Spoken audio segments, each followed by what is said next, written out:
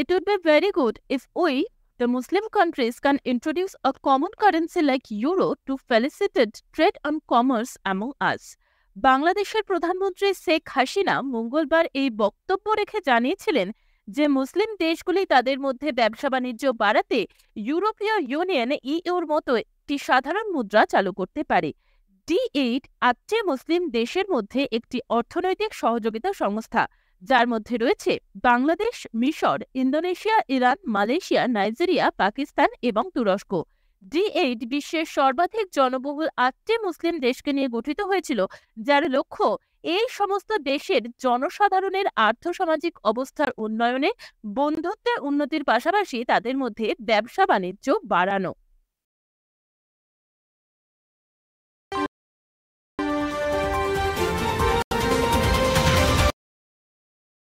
শ্রী পীযূষ গোয়েল নতুন দিল্লিতে warehousing development and regulatory authority WTRA কর্তৃপক্ষের অধীনে ই-কিষাণ উপনিধি ডিজিটাল গেটওয়ে চালু করেছেন। এই উদ্যোগটি একটি উন্নত দেশ হওয়ার পথে ভারতের যাত্রার ভিত্তিপ্রস্তর হয়ে উঠতে প্রস্তুত, যা কৃষিকে 2047 সালের মধ্যে বিকশিত ভারতের ভিত্তিস্তম্ভ হিসেবে নিয়ে আসতে চায়।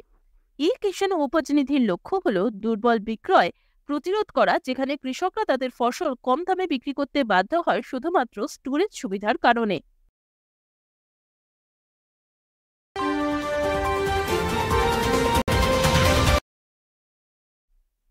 কেন্দ্রীয় মন্ত্রী অশ্বিনী বৈষ্ণব নয়াদিল্লিতে নীতি আয়োগের নীতি ফর স্টেটস প্ল্যাটফর্মের উদ্বোধন করবেন। এই প্ল্যাটফর্মটি একটি ডিজিটাল পাবলিক ইনফ্রাস্ট্রাকচার বা DPI হিসেবে কাজ করবে।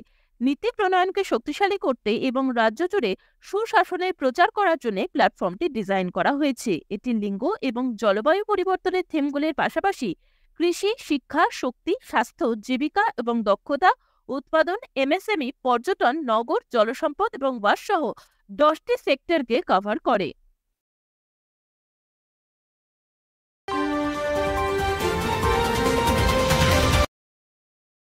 ভারতের বিদেশমন্ত্রী S জয়শঙ্কর সিউলে 10তম ভারত দক্ষিণ কোরিয়া যৌথ কমিশন বৈঠকের সময় ঘোষণা করেছিলেন যে গুরুত্বপূর্ণ ক্ষেত্রে সহযোগিতা প্রসারিত করে দক্ষিণ কোরিয়ার সাথে অংশীদারিত্ব বাড়ানোই ভারতের লক্ষ্য। চো টে-ইউলের সাথে বৈঠকে সহ সভাপতিত্ব সহ তিনি প্রতিরক্ষা, বিজ্ঞান ও প্রযুক্তি, বাণিজ্য এবং জনগণের মধ্যে আদান প্রদান সহ বিভিন্ন দিক নিয়ে অনুষ্ঠিত ব্যাপক ও ফলপ্রসূ আলোচনায় তুলে ধরেছেন। উভয় পক্ষই ত্রিপক্ষীয় সহযোগিতার অগ্রগতি নিয়ে আলোচনা করেছেন। ইন্দো প্যাসিফিকের উন্নয়ন, চ্যালেঞ্জ এবং পারস্পরিক স্বার্থের আঞ্চলিক ও বৈশ্বিক ইস্যুতে মত বিনিময় হয়েছে।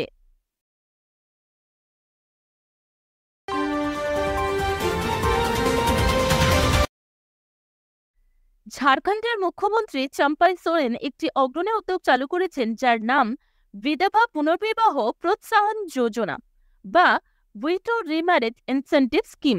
এই স্কিমটি ভারতবর্ষে প্রথম। যে সমস্ত বিধবারা পুনরায় বিবাহ করতে প্রস্তুত তাদের 2 লক্ষ টাকা পর্যন্ত আর্থিক ইনসেন্টিভ প্রদান করে বিধবাদের সহচর্যের জন্য একটি নতুন যাত্রা শুরু করতে সহায়তা করা এবং উৎসাহিত করাই এই স্কিমটির লক্ষ্য। পুনর্বিবাহ প্রকল্পের পাশাপাশি মুখ্যমন্ত্রী অঙ্গনওয়াড়ি কর্মীদের 9,500 টাকা এবং সাহায্যকারীদের জন্য প্রতি মাসে 4,750 টাকা করে সাম্মানিক দেবার ঘোষণা করেছেন।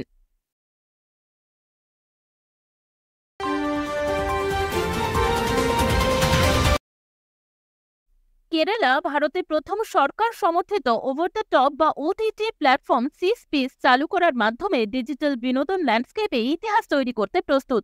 বহুল প্রত্যাশিত আনভেলিং সেরিমনি অনুষ্ঠানটি কৈরালি থিয়েটারে 7ই মার্চ বৃহস্পতিবার সকাল 9:30টায় মুখ্যমন্ত্রী পিনারাই বিজয়নের নেতৃত্বে অনুষ্ঠিত হবে।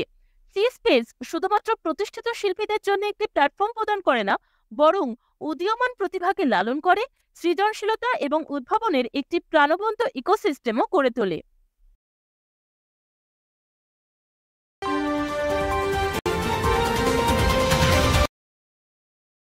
মুখ্যমন্ত্রী যোগী আদিত্যনাথের নেতৃত্বে উত্তরপ্রদেশ সরকার কৃষকদের মালিকানাধীন ব্যক্তিগত নলকূপের জন্য বিদ্যুতের বিল সম্পূর্ণ মকুবের ঘোষণা করেছে, যার রেট্রোস্পেক্টিভ এফেক্টের সঙ্গে 1 এপ্রিল 2023 থেকে কার্যকর হবে। ঘোষণা করা এই সিদ্ধান্তের লক্ষ্য হল রাজ্যের কৃষকদের উপর আর্থিক বোঝা কমানো, তাদের কৃষি উৎপাদনশীলতা এবং সামগ্রিক মঙ্গল বৃদ্ধি করা। এই তাৎপর্যপূর্ণ নীতির বাস্তবায়ন সহজতর করার জন্য উত্তরপ্রদেশ সরকার 2024-25 বাজেটে 1,800 কোটি টাকা বরাদ্দ করেছে।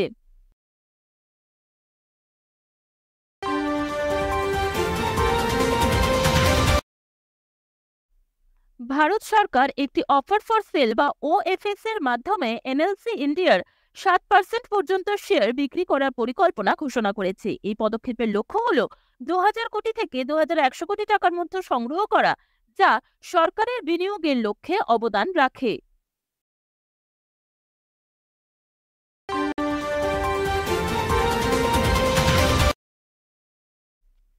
Department of personnel and training, department of স্পোর্টসের সহযোগিতায় নিয়োগ, প্রচার এবং ক্রীড়াবিদদের জন্য ইনসেন্টিভ মেকানিজমস সংক্রান্ত একটি উল্লেখযোগ্য রিফর্মস চালু করেছে। এই উদ্যোগ ক্রীড়া প্রতিভা লালন এবং খেলাধুলাকে একটি লাভজনক কেরিয়ার বিকল্পে পরিণত করার জন্য সরকারের প্রতিশ্রুতির উপর জোর দেয়।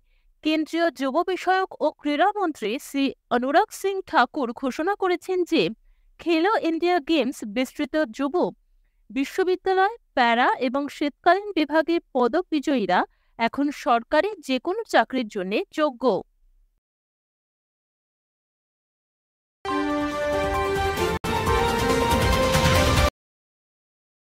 হরিয়ানার একজন প্রতিশ্রুতিপূর্ণ প্রতিভা যতীন ভাস্কর দুগ্গল জাতীয় যুব সংসদ উৎসব 2024-এ বিজয়ী হয়েছেন। তামিলনাড়ুর বৈষ্ণবীচায় দ্বিতীয় পুরস্কার অর্জন করেছেন এবং রাজস্থানের প্রতিনিধিত্বকারী কনিষ্ক শর্মা তৃতীয় পুরস্কারে ভূষিত হয়েছেন, যা সারা দেশে প্রতিভা এবং কঠোর পরিশ্রমের ব্যাপক উপস্থিতির ওপর গুরুত্ব আরোপ করে।